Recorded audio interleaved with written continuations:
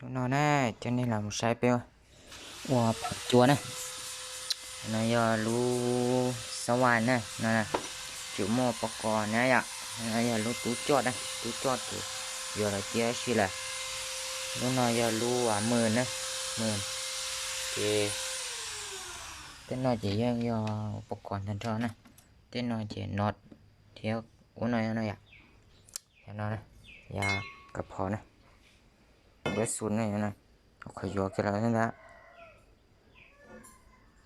dạ bé xuống này nè chỉ mà chừng quá tiền của mình đi thấy nó sẽ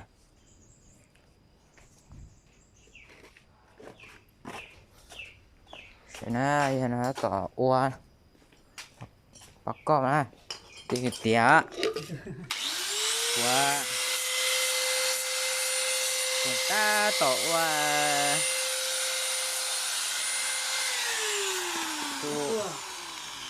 thắt lên á ta tổ tu đòn đầu chua nó thì xin nè chỉ dùng gì kia thế chỉ mà cô chỉ nhau thế từ nhẹ nó là cô sầu ua thế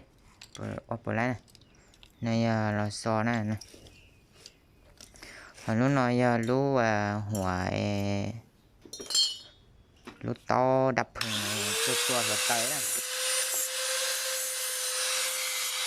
tụi nó á tụi đòn tàu chua nè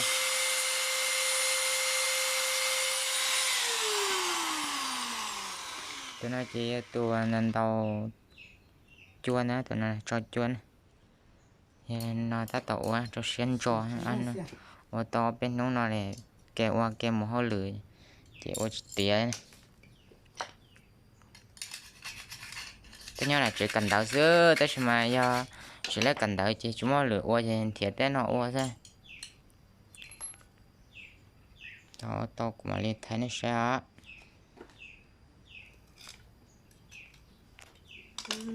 thì sẽ dùng chả này ạ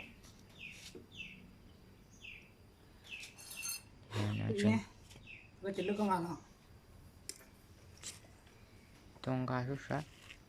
ngồi xuống bỏ có số chỉ này.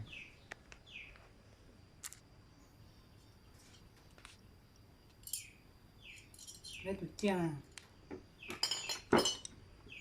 Tụi chia tay. Có tụi chia. Tụi giang nhé. Tụi giang nó có cứ để chia đấy, tụi giang nó này. Giang. Để tụi giang nó có đẩy nhá. Trời có sợ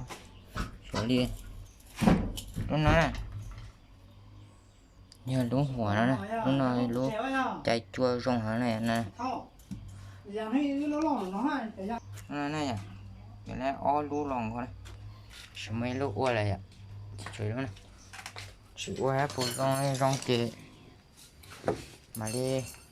ua luôn nè bỏ là ua đấy chứ mà thay video sao lúc nào giờ lúc đâu tàu lò này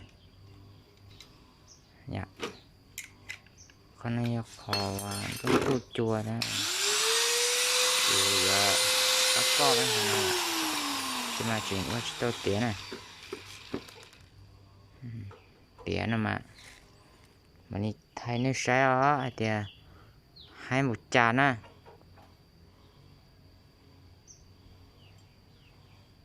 giờ này người ta tổ tục cái gì